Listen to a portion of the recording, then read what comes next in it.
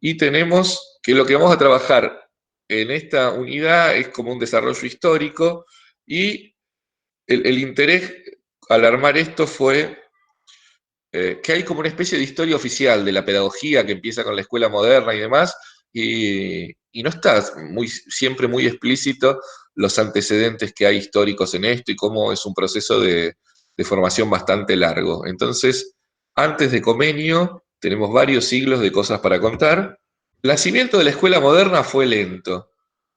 Se estructuró a lo largo de varios siglos, desde la Edad Media hasta la modernidad. La escuela es una institución moderna, la pedagogía nace con la escuela, esto que estábamos diciendo, pero tiene, por lo menos, podemos pensar unos 4 siglos y bastante más si hacemos unos nexos un poco más débiles entre otro tipo de formas e instituciones. Y durante esos siglos de desarrollo, la educación se fue convirtiendo en una esfera específica de la vida social. Tomó una forma distinta que otras instituciones y se empezó a consolidar de esa forma distinta y tomó este formato que vemos hasta el presente.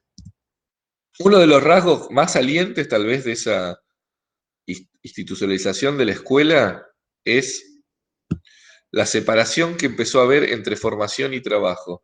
Cuando la escuela se consolide y en adelante, aprender, estudiar, ir a una escuela va a ser una cosa distinta del mundo del trabajo y esto va a ser un problema para la escuela que lo tenemos hasta el presente. Y también esto se da en Europa, este proceso, con un crecimiento de la cultura letrada, es decir, de la lectura y también de la escritura, y después un salto cualitativo cuando se inventa Gutenberg la imprenta de tipos móviles y hay como una revolución cultural a partir de la producción más económica de los libros y la difusión. Y esto va a ser una parte de la escuela que la va a marcar y la vamos a tener siempre presente. Existían dos tradiciones distintas, podemos hablar durante la Edad Media, que van a ir confluyendo en algún sentido o se van a diferenciar más todavía para dar lugar a las escuelas modernas. Por un lado, hay un aprendizaje de oficios que tiene que ver con el trabajo productivo, que está basado en el dominio de las cosas que se requieren técnicamente para producir. Este aprendizaje se da espontáneamente en los talleres y la enseñanza que hay es muy escasa, la gente aprende haciendo y además es una cosa que es similar en muchos espacios temporales y geográficos. No es una cosa propia de la Edad Media, sino que la vemos hasta el presente, sigue existiendo y no es una cosa exclusiva de Europa, sino que en muchos espacios geográficos existen cosas similares. Y por la otra tradición también larga, es la que podríamos relacionar hoy en el presente, le diríamos, con una alta cultura o una cultura letrada, que está centrada no en el trabajo productivo, sino en la reflexión y el conocimiento, que está basada no en el dominio de una actividad práctica, sino en el dominio de objetos simbólicos, donde en esta forma de transmisión de la cultura, la enseñanza intencional, lo que nosotros diríamos enseñanza directamente, porque la enseñanza siempre se define como una actividad intencional, está presente y estructura las actividades y en muchos casos se estructura a través de un método. Y la tradición más fuerte que va a impactar en la escuela moderna es la de la cultura del Mediterráneo. Y fíjense que acá desplacé el eje y no estoy diciendo Europa. Hay como una gran revisión histórica que el mundo mediterráneo de la antigüedad y durante la Edad Media tiene una continuidad y una comunicación muy alta. Recién salidos de la Edad Media empieza a haber una diferenciación entre el norte, es decir, el Mediterráneo europeo y el Mediterráneo africano y el asiático, ¿no? Entonces, en ese momento todavía tenemos como mucho compartido y en ese espacio geográfico existió la cultura griega, la cultura romana, pero también otras culturas en el sur del Mediterráneo y tenemos, por ejemplo, coexistiendo en este momento también los orígenes del mundo musulmán, ¿no? Árabe. En las dos formas que nosotros vamos a ver con un poquito más de detalle en los textos, que son la formación como aprendiz y el surgimiento de las universidades medievales, hay algunos rasgos que son comunes y que nosotros los podemos ir juntando y ver cómo van a llevar a esa escuela moderna. Uno de los rasgos es que están restringidos en el alcance social. Son pocas las personas que participan de estas experiencias en términos de porcentaje de la sociedad, ¿no? Por ahí uno de los textos habla de 90% de las personas fuera de estas formas y solo el 10% dentro. Es decir, la mayor parte de la gente, el campesinado, trabajaba en unas tareas que eran prácticamente de subsistencia. Más pensemos la Edad Media como un periodo muy cerrado para parte de Europa y muy deprimido económicamente, con una productividad material muy baja, la mayor parte de la gente participando de estas tareas solamente de subsistencia, ligadas al campo, al cultivo, a la cría de animales, y el trabajo de los artesanos, que tienen también una producción limitada durante la Edad Media, es restringido, y el otro trabajo, el de la cultura, más ligado al clero, también restringido en sus cantidades para todo el mundo. Estas dos formas que nosotros vamos a trabajar, la de las universidades y la del artesanado, tienen grados de formalización propios. Es decir, nosotros estamos acostumbrados en una visión moderna y de la definición de Legrand, ¿no? Hablar de educación formal, no formal, informal, y estos tienen hasta vínculos legales y toda una serie de pasos y ceremonias para formalizar la formación. Otro rasgo común que tienen es la defensa de los intereses corporativos, tanto en la producción artesanal, donde el mismo sistema de gremios es el que regulaba el mercado, impedía la entrada de competencia y baja de valor de las producciones, y en el mundo religioso, donde el haber sido ordenado, es decir, recibir el orden sagrado, el formar parte del clero regular, también diferenciaba a los que podían estar o no y hacer actividades o no.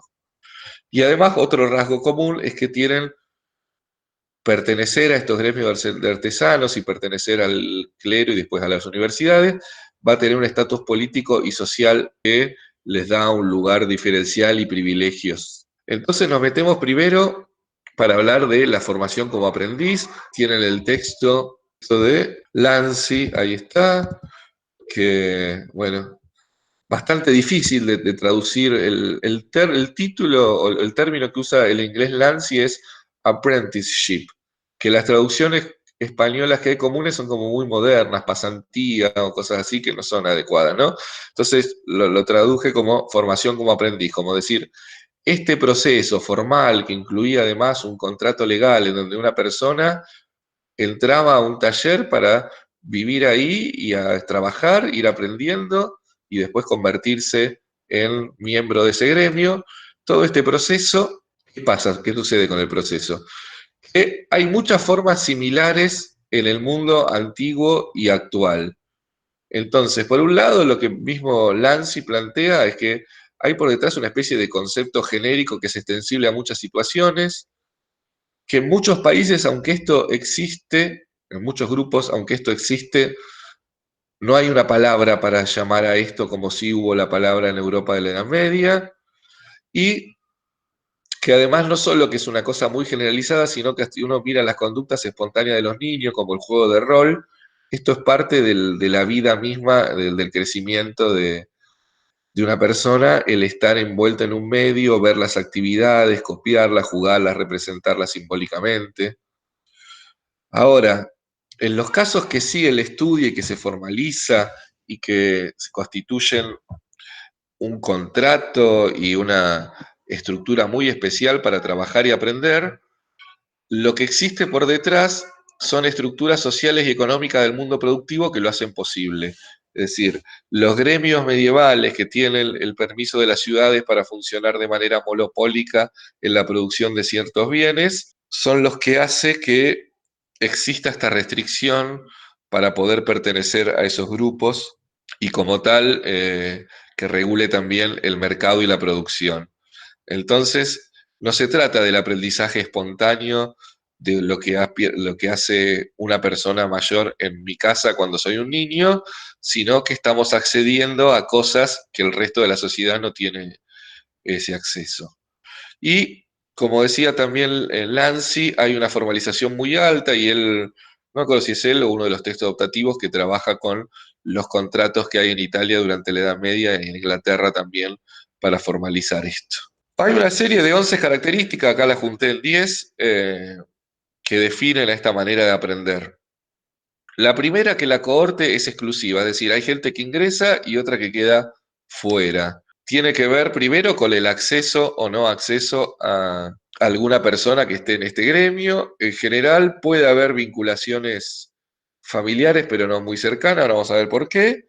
Y además, según las sociedades, hay restricciones específicas extra. Por ejemplo, en algunas sociedades las mujeres hacen cestería y los hombres no, en otras sociedades al revés, los hombres hacen cestería, las mujeres no.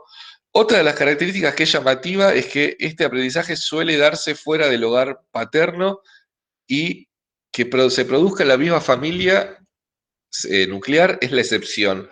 Aún la gente que nace hijo de algún maestro de un gremio se forma con otro y no con el mismo.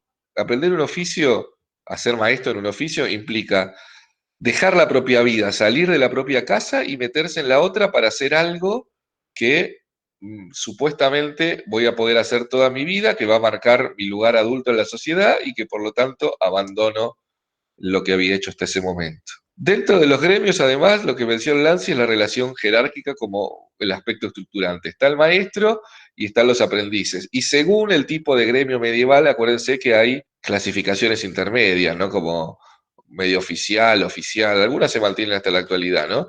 La gente pasa por esa escalera de rangos, en algunos casos de 2 escalones, el aprendiz que eventualmente se puede convertir en maestro y en otros casos de gremios con más cantidad de personas trabajando, hay una escala más diferenciada. Como están diferenciadas los roles, también están diferenciadas las tareas. Al principio, el aprendiz participa de cosas generales del hogar y del mantenimiento del taller que no tienen directamente ni siquiera que ver con la producción de los objetos, ¿no? Limpian, barren, preparan la comida del maestro, cosas así. Después, progresivamente, van apropiándose de algunas tareas muy sencillas, a veces con materiales de descarte, otras resolviendo cosas sencillas del producto que se está haciendo, y van progresando según muestran su habilidad hacia resolver las cosas cada vez más complejas, ¿no? Un ejemplo de esto puede ser, ¿vieron los platos actuales que todavía tienen formatos de platos medievales, ¿no? Con una guarda con hojitas o marquitas o comas, adentro una escena que tiene una parte de fondo con unos árboles y un molino, y después una figura central que puede ser el ciervo, la molinera o algo así. Las cosas más sencillas de ese plato lo puede hacer el aprendiz, como hacer todas las comitas alrededor. Para llegar a hacer el dibujo central tiene que tener la habilidad del maestro, para tomar un ejemplo de esto, ¿no? Inclusive en los pintores medievales y los pintores del Renacimiento también, ustedes saben que los cuadros los hacían dentro de un taller con el maestro haciendo el esbozo y la figura principal, y muchas veces los detalles también lo hacían los aprendices, como el fondo, los árboles, parte de la ropa o alguna de ese tipo de cosas. Y un rasgo muy interesante que tienen esto es la poca enseñanza activa que hay. El maestro casi nunca se detiene a enseñarle algo al aprendiz ni a perder su tiempo en eso, entre comillas. El maestro hace, el aprendiz el que tiene la obligación de dirigir su atención a lo que hace el maestro y solo ir aprendiendo cómo se resuelven las cosas. Es muy excepcional que haya un momento de interrumpir la producción para hacer la enseñanza. ¿Qué otras características tienen? Una que es la que le da parte el título del artículo, el uso prominente del castigo, ¿no? No hay promoción de la originalidad, al revés, el trabajo se hace de acuerdo a la tradición de, de una escuela de ese gremio, escuela que decía acá en el sentido de tradición, ¿no? De acuerdo a la tradición de un gremio y hay que apropiarse de exactamente lo que hace el gremio antes, ¿no? Como no mostrar individualidad o intención de distinguirse, porque primero, dentro del taller el aprendiz tiene que mostrar la obediencia y la pertenencia a ese grupo, y cuando salga del taller y se convierta en maestro, tiene que estar metido en ese juego de no competencia. Entonces la originalidad no es una cosa premiada para nada. Otro elemento que señala Lanzi es la duración larga, pasan años los aprendices conviviendo con el maestro a aprender, y que además empíricamente está comprobado que no es siempre exitoso, que es más frecuente el abandono de esta relación de aprendiz que la finalización. Por eso también hay una cosa muy delicada acá en el conocimiento y en la forma que se escalona. Lo importante, difícil y secreto solo se enseña al final cuando se traspasaron muchas barreras de confianza y no al principio, para evitar justamente la competencia. Por último, el otro rasgo que dice es que hay una ceremonia formal de graduación como siguen existiendo como siguen existiendo hasta el día de hoy. La forma de graduación habitual en los gremios artesanales y los que producían objetos es que el aprendiz llega a hacer lo que se llama su obra maestra. Es decir, encara solo la producción de un objeto que demuestra la mayor dificultad dentro de la producción que hace ese gremio, y esa consecución de esa obra maestra lograda es lo que certifica que ya se convirtió en un maestro. Por otro lado, la otra tradición que estamos hablando, la que nosotros enlazamos con el surgimiento de las universidades. Hay dos tradiciones ahí que se van a mezclar para formar las universidades. Las escuelas cardenalicias, escuelas que funcionaban en iglesias y en algunos casos de monasterio, es decir, en iglesias aisladas de la sociedad, donde se mantenía la cultura del mundo antiguo, griega y sobre todo la romana. Se preservaban los pocos libros que había, se realizaban copias, las copias muchas veces hechas por personas que no sabían leer, sino que simplemente copiaban los signos. Y por otro lado está la tradición de los gremios más recientes, porque él piensa que este movimiento de agremiación también lo puedo hablar con las características, estamos hablando del siglo X en adelante, en esos 2 siglos. Hay gremios profesionales ligados sobre todo a estos nuevos estados que surgen ahora en este momento previo al Renacimiento, y por ejemplo los gremios de los abogados, los doctores en derecho secular, no en el derecho canónico de la iglesia, sino en el derecho común, que tienen que ver con el Estado, con la intervención en eso. Entonces, estos gremios profesionales se van a juntar con estas escuelas y van a armar una combinación donde se va a usar, va a aparecer este formato de la universidad moderna para enseñar cuestiones que son religiosas, pero también para enseñar cuestiones que son con estas nuevas profesiones como el derecho. En ese sentido, las universidades medievales son consideradas gremios, pero son gremios distintos de los gremios tradicionales. Una cosa que tienen es que no solo están orientados a la producción como los gremios que fabrican cosas, sino que al tratarse de elementos intelectuales y simbólicos, ellos tienen una orientación hacia la difusión del conocimiento y a la conservación. Conservación porque es la materia prima que vende el gremio universidad, y la difusión porque también es el mecanismo que se usa para comercializarlo, por decirlo de alguna manera. Otra cuestión particular que tienen como gremio es que, a diferencia de los otros gremios medievales que solían tener una presencia más local, están inscritos en una institución que es mucho mayor y universal en aquel momento en Europa, que es la Iglesia Católica. También, como parte de esto, como parte de la reactivación de las ciudades a partir del siglo X, nosotros vamos a ver que las universidades se vuelven atractivas por los profesores que tienen y que hay una circulación de los estudiantes y también de los profesores. Los estudiantes buscando los mejores profesores en las ciudades europeas y los profesores buscando las mejores ciudades en condiciones de trabajo y de oferta para su desarrollo. Y otra cosa también que va a ser distinta de los otros gremios medievales es que a partir del siglo XIV no es que surgen solamente solo, de manera espontánea, como agrupaciones de lo que se dedican a esto, sino que la iglesia y también las ciudades van a estar interesados en que aparezcan estos gremios y en algún sentido son fundadas las universidades, fundadas por la iglesia o sostenidas por apoyos nuevos de las ciudades porque quieren tener universidades en su espacio.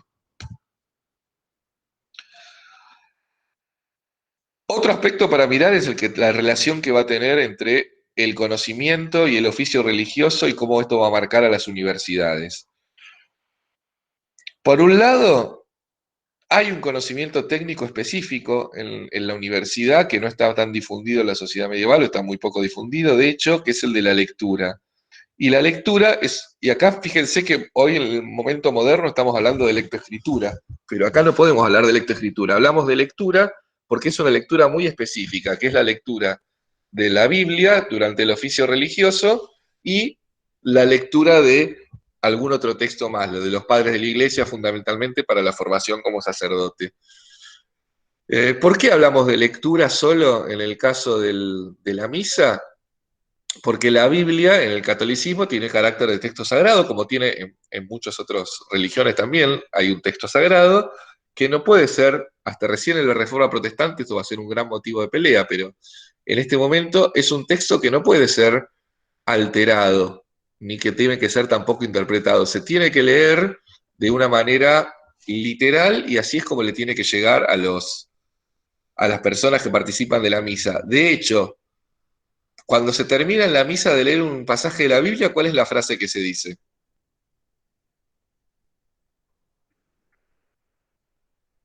A ver, alguno que haya Amén. leído.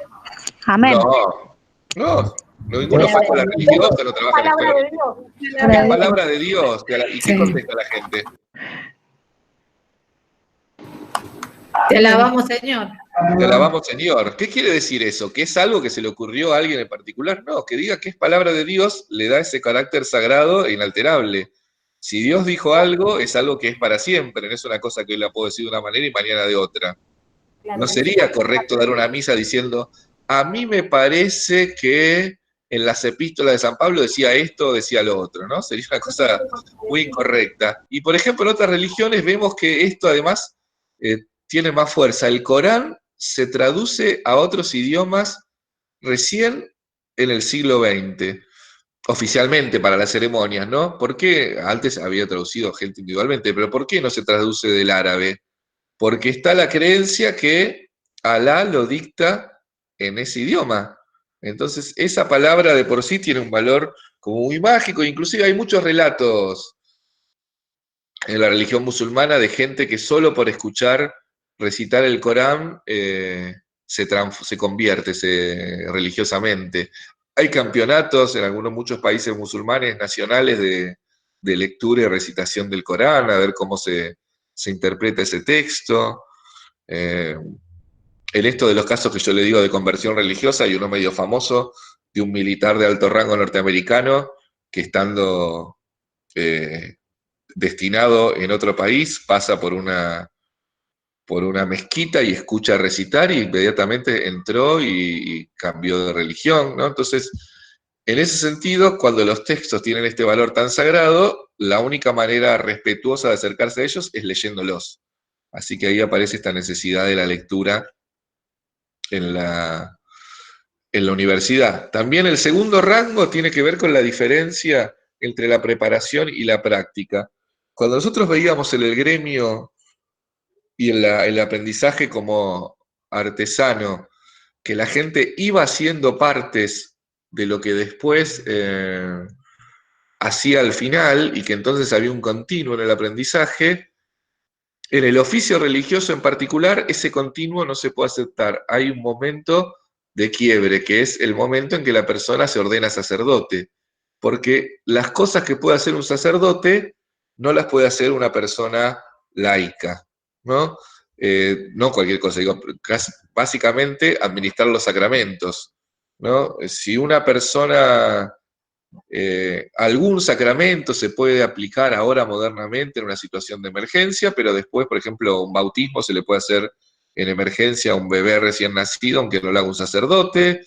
Pero hay varios sacramentos que no lo pueden hacer, ¿no? La Eucaristía solo puede hacerla un sacerdote, no después dar la hostia, que eso lo hacen eh, otras personas, pero sí el momento de la transustanciación es exclusivo del sacerdote, la confesión es exclusiva del sacerdote.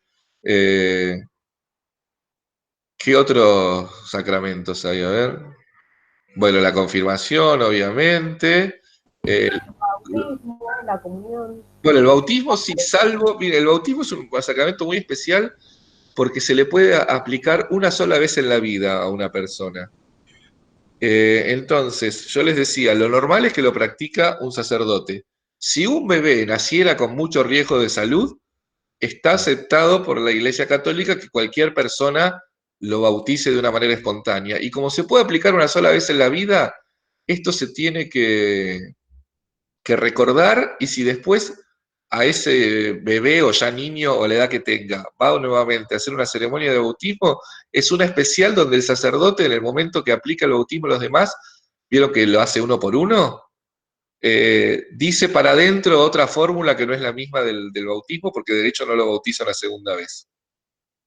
Bueno, después la confesión es exclusiva del sacerdote y demás es un sacramento muy interesante en la iglesia porque lo que plantea, que esto es lo que se va a quejar el protestantismo, es que el sacerdote es un mediador entre cada persona y Dios, que no hay una relación inmediata, es el pastor que cuida de sus ovejas, entonces la oveja es la que le tiene que contar al pastor qué cosas hizo, qué cosas pensó, y él es el que de manera vicaria, que vicario quiere decir el que está en lugar de manera vicaria, él es el que puede ayudar a la persona a entender si eso está bien, si eso está mal, aplicar las penitencias. Bueno, la Eucaristía ya dijimos que es claramente también de los sacerdotes. El matrimonio y, bueno, y obviamente el orden sagrado, que es el momento donde una persona, un hombre, no cualquier persona, un hombre se convierte en sacerdote, también el orden sagrado lo aplican solo los otros sacerdotes, ¿no? Entonces, esto es lo que, volviendo al punto este 2, no se puede llegar a ser sacerdote como en los otros trabajos practicando lo que voy a hacer, porque si yo quiero practicar darle la Eucaristía a otra persona, estaría de hecho convirtiendo en un pecado mortal, ¿no? O bautizando a alguien o confesando a alguien, sino que acá empieza a estar como muy claro esta diferencia entre el antes, que es una práctica, para después, y ese después que es la acción de verdad. Que sobre todo la preparación para ser sacerdote es para un trabajo que es claramente público, versus los gremios, donde la producción se hacía en secreto para que nadie pueda copiar la manera de producir, ni obviamente el producto, donde el dominio pasa por lo que en castellano llamamos gajes del oficio, secretos del oficio. El trabajo del sacerdote tiene como momento central la misa, que es claramente un momento público y de integración de toda la sociedad, ¿no? Igual estamos hablando de las misas de la Edad Media todavía dadas en latín, que ya para el año 1000 no es la lengua, no es una lengua viva, o hablada por lo menos por el común de la gente, todavía de espaldas en parte al público, va a avanzar muchos siglos hasta que la misa se da completamente de frente, pero sí es que es un oficio que es público e interpelado por los demás en todas las circunstancias, ¿no? Aun cuando aplica los otros sacramentos, está interpelado por otras personas. Y un dato muy interesante, que esto los historiadores de la ciencia lo remarcan mucho, el cristianismo, el catolicismo en aquella época, es una religión que no tiene secretismos. ¿Qué quiere decir esto? Que una cosa que era tradicional de las religiones que había antes del Mediterráneo y en otros lugares, era que la persona ingresaba a una religión y se le contaban ciertos aspectos. Cuando llevaba un tiempo practicándola y había demostrado nivel de confianza, se le decía que lo que se le había contado antes no era, eh, no era del todo cierto, sino que había otras cosas que no se la podían contar antes porque era nuevo. Cuando pasaba por más tiempo, se le volvía, y más pruebas, se le volvía a decir lo mismo. Bueno, mira, esto otro tampoco era tan así, y hay una parte que vos no sabías. Y se avanzaban en estos círculos hasta llegar a un conocimiento que era bien distinto del conocimiento inicial y que muchísimas veces lo contradecía. En el primer cristianismo, hasta el año 300, que logra cierta estabilidad, todavía se ven rasgos de esto. Y lo que quedó como el cristianismo oficial, esto lo descarta, y los otros grupos cristianos que quedaron fuera de esto son los que después empiezan a ser nombrados como sectas, ¿no? Y ¿qué decían esas sectas? Cosas contrarias al dogma, pero no solo contrarias por tener diferencia en algún punto, sino que en muchos casos veíamos este tipo de conocimiento secreto, ¿no? Como que había un hermetismo y el que está afuera sabe una parte y después otro sabe otra. Pero bueno, no hay secretismo, entonces si yo comparo las prácticas religiosas antiguas, muchos espacios ceremoniales tenían este formato de círculo, el centro de ese círculo era ocupado por el que llevaba adelante la ceremonia, el sacerdote, solo los más avanzados y privilegiados estaban cerca y participaban y escuchaban, y en los círculos cada vez más lejanos se iba poniendo la gente más periférica.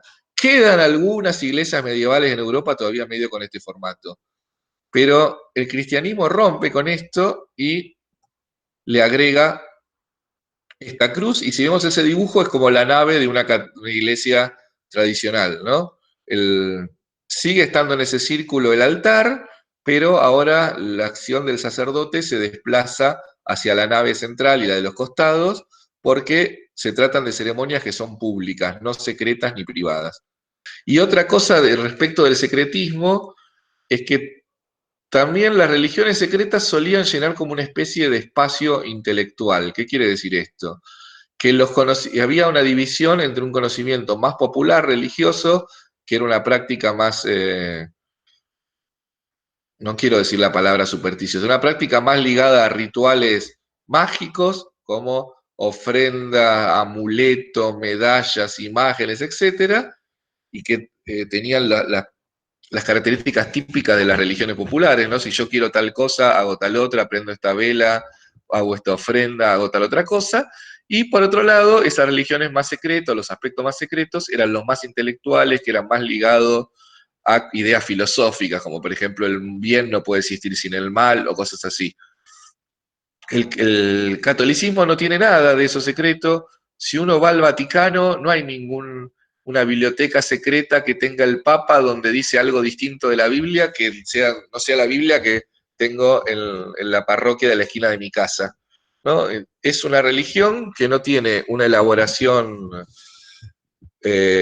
ahí filosófica muy alta, no tiene un dogma súper complejo que dice unas cosas ininteligibles, pero tampoco el cristianismo no es el catolicismo, perdón, no es una religión que vaya hacia abajo a los rituales mágicos o religiosos. De hecho, no están aprobados. El único amuleto, creo, oficial de la Iglesia Católica es el de San Benito.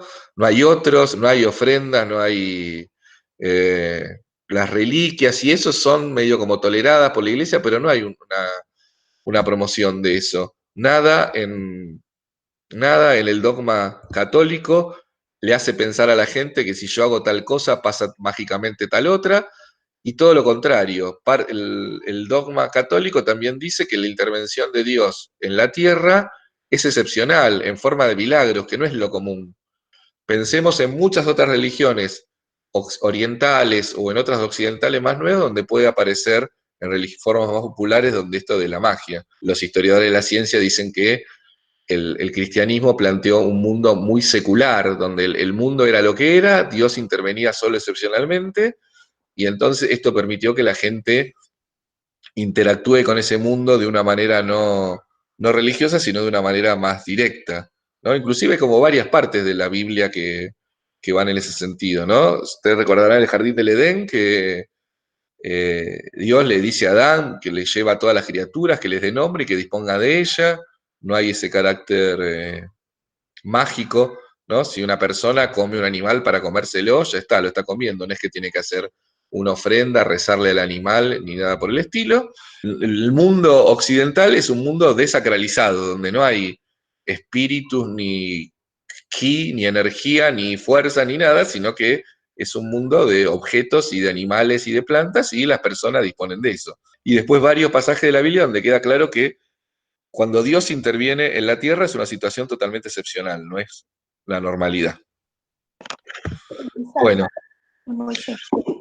la enseñanza en las universidades se formaliza cuando se van desarrollando a partir del siglo XII. Varios aspectos que se vuelven formales: el currículum, con el trivium y el quadrivium, como continuados de la antigüedad, ¿no? 3 disciplinas que son básicas para el pensamiento y después las del conocimiento general. Se va a formalizar también en los grados y en los títulos que va a ir otorgando, diferenciándose horizontalmente en distintas profesiones tradicionales, pero verticalmente también los primeros estudios y después lograr convertirse en doctor. El método de enseñanza, que esto también lo tienen en uno de los textos, se va a ir formalizando, que está basado en la lectura, en la palabra, en la discusión, y que va a traer todas las herramientas argumentativas de la filosofía griega y las va a continuar. Se va a formalizar un espacio físico, van a dejar de ser itinerantes las universidades o de funcionar prestadas y van a empezar a ser edificios ad hoc porque van a funcionar permanentemente. Acá en el grabado que está atrás, ¿qué es un grabado? Es una miniatura pintada, ustedes ven al docente en una silla, que en latín se dice cátedra, con un libro él y un solo libro entre todos los alumnos, porque no había imprenta, todavía era una cosa cara, pero ya tenemos un espacio que va a estar fijo, y lo que va a suceder también, y va a estar disparado después de la imprenta, es el paso de la oralidad a la escritura. Esta cultura que ellos difunden va a ser una cultura escrita y ese va a ser el soporte principal, y las fuentes de autoridad van a ser cosas que estén escritas y publicadas y difundidas, y eso lo vamos a tener hasta el día de hoy. Y estudiar desde entonces hasta ahora, para la mayoría de la gente, quiere decir leer algo, ¿no? Y tener un texto.